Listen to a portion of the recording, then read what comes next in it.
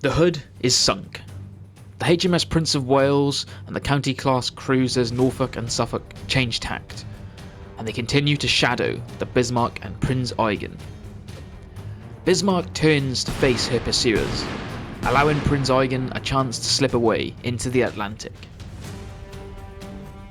She then continues southeast towards Brest, but the Royal Navy believes she's heading back to Norway, and for a time, she's lost. Until that is, Bismarck transmits a radio signal to German High Command. The Royal Navy intercepts it. The message passed to Force H, containing the aircraft carrier HMS Ark Royal. Rather than following the last known course, Ark Royal heads directly for Bismarck's most recent position, and moves to intercept.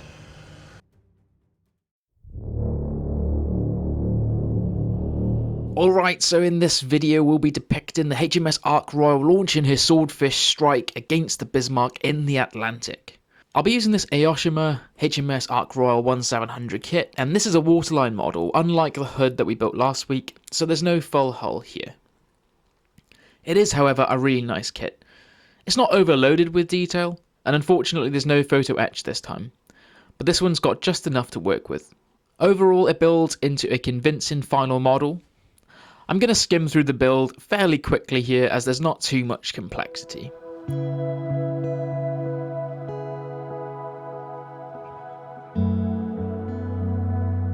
The bridge here is probably the most detailed section, which I assemble separately before attaching to the deck later.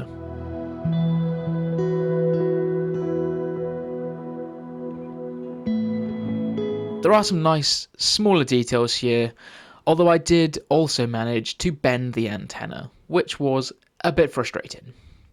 So even in the final clips, this looks a little bit squiff.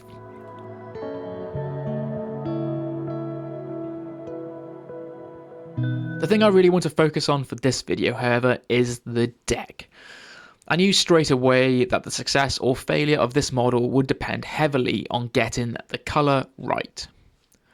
After priming in black, I added a slight pre-shade across both the deck and all vertical surfaces of the hull, just to introduce some tonal variation.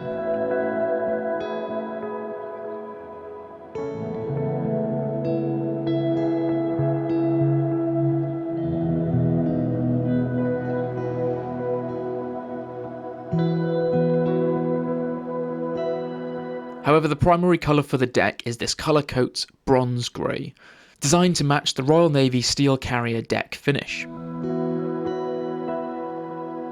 It finishes almost like an olive drab tone, but also not quite. I kept the base coat fairly thin, post-shading using some light grey along the centre line and landing zones, just to break things up a bit.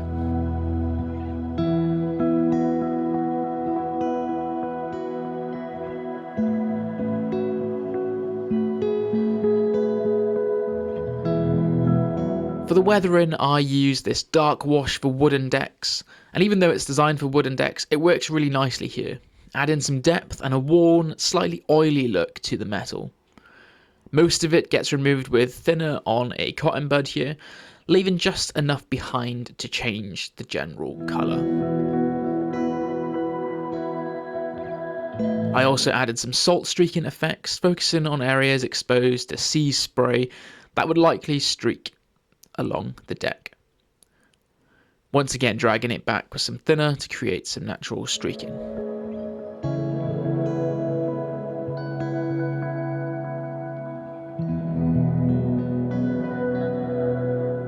Streaking grime was applied across the arrestor wires and deck grates just to give them a bit more depth.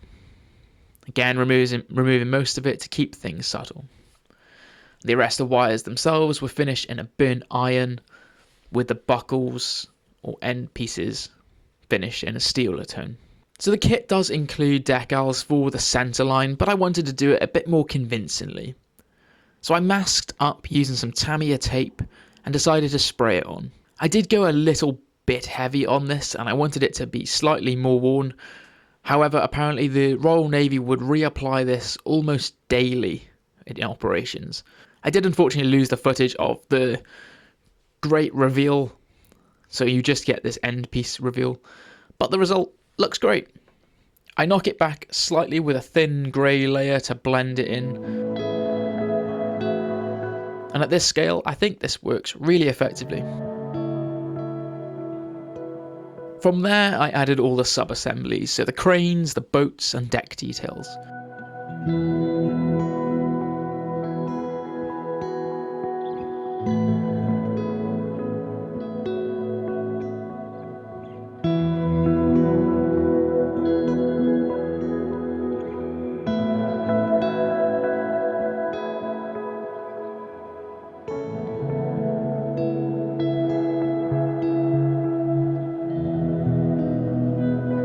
The boats are a nice touch. I use white interiors with wooden seating and they sit nicely along the deck, as well as on these underhangs.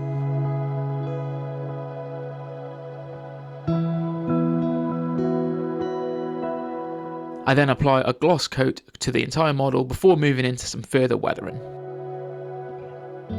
I start with using a grey wash for Kriegsmarine ships, which works equally well here, adding some depth to the panel lines and details, again removing any of it from centres of panels.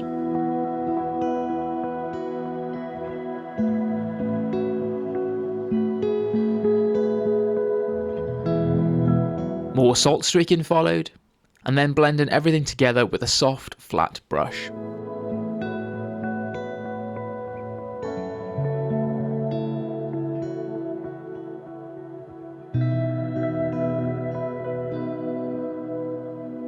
Additional streaking grime was added sparingly, especially beneath walkways and deck edges.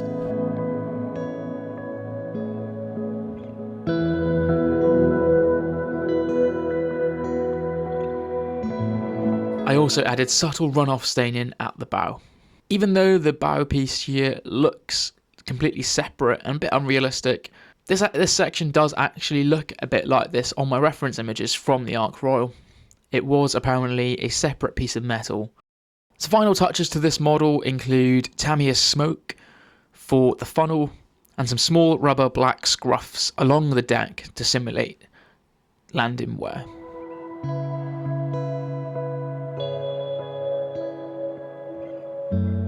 Everything was then tied together with a light grey filter, and then I seal it all with a satin varnish. And that's the Ark Royal at the end of the full build. Although for the diorama, we're going to need to make a few changes.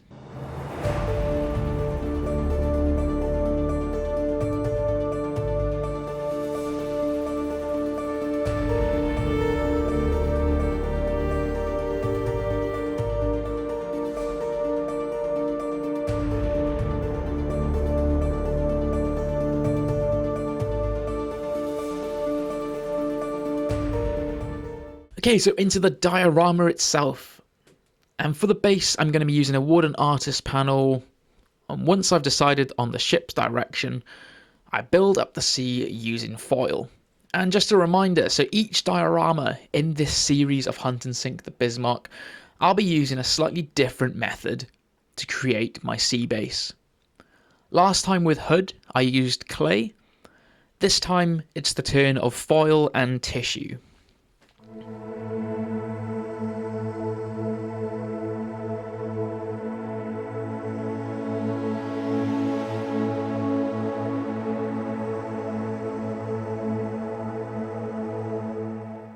After shaping the base, I sealed it all with a Mod Podge gloss, then added my tissue paper over the top of the wet Mod Podge.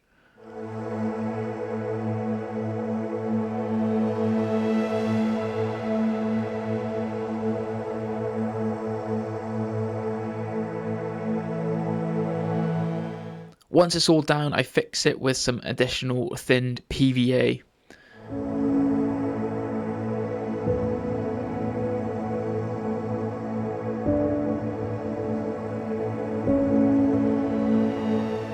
And once dry, everything was primed in black and then sealed once again with Mod Podge gloss.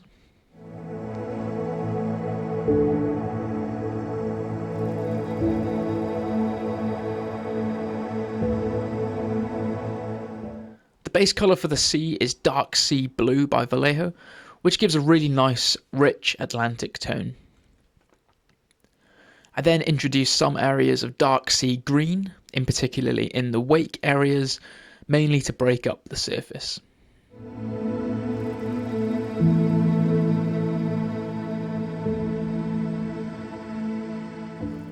Wave crests were then dry brushed with off-white, which brings everything to life.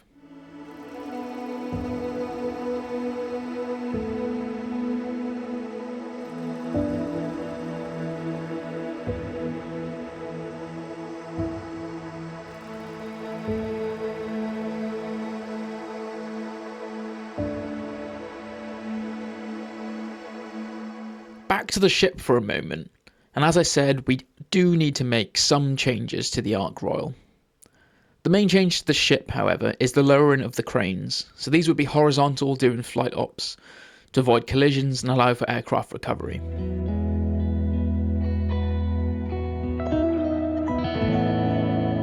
But also what we need to do is create the aircraft that are going to be flying off this deck and attacking the Bismarck.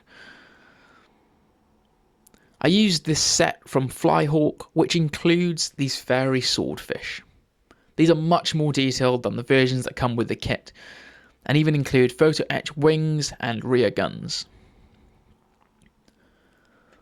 I painted them in a light underside grey, with some dark slate grey on top.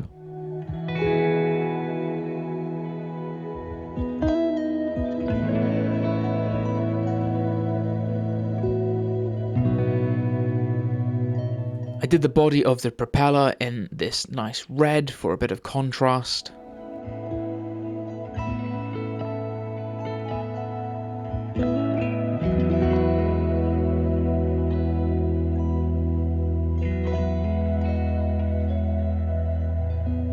The camouflage pattern is this almost grey and green look to the naked eye, but I believe it uses dark slate grey and dark sea grey in real life. And then did a gloss coat to all of these aircraft.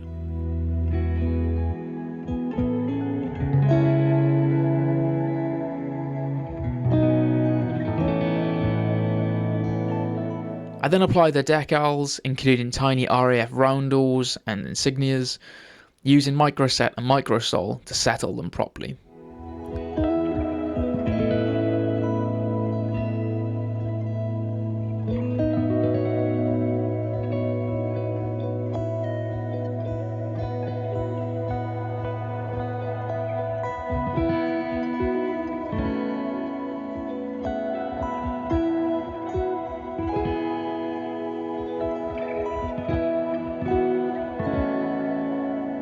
I then finished the aircraft with an ultra matte varnish.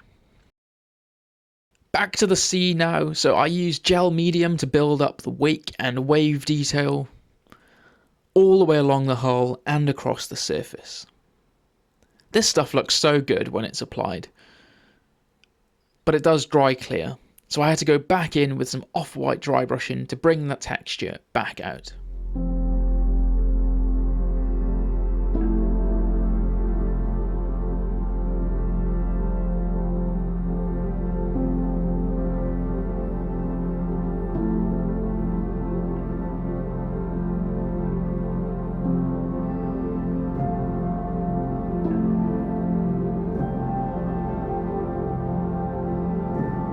I made sure to push the waves towards the ship, as if the ship is sailing into the wind, because during flight operations, carriers, even to this day, still sail directly into the wind, giving the aircraft maximum lift.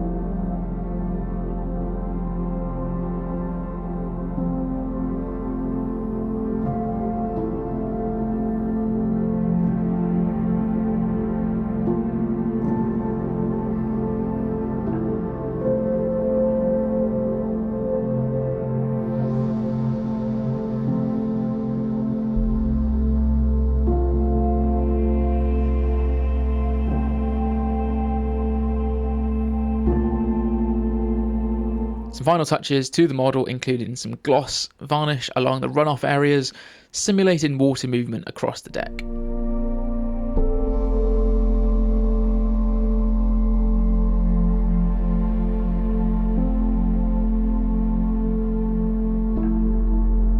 I then position one swordfish in takeoff position halfway down the deck, with the others staged behind. These swordfish did not need a long run-up in order to take off. And amazingly, it was actually the slower speed of the biplanes in this attack and at Taranto, I believe, that meant enemy AA fire couldn't concentrate on them, and they proved to be deadly effective in both strikes. Ark Royal launched 15 aircraft historically, but this kit only gives us around 7 or 8, so I like to think half of the air wing is already in the skies. I added some of these tiny figures just to bring the deck to life, finishing the hull water join with some additional white detail.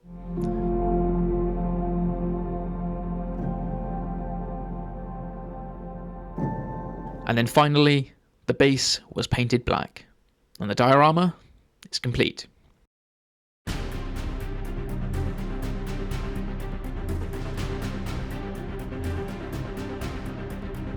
So there we have it.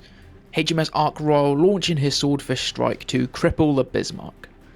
This attack was critical, disabling Bismarck's steering and sealing her fate, setting the stage for the final engagement. I do hope you're enjoying this series. The Hood is already on the channel, and by the time you're watching this, the full story may even be complete. So if you enjoyed this one, please go and check those out. Please like, subscribe, and stick around for more. Thank you very much for watching. Until next time.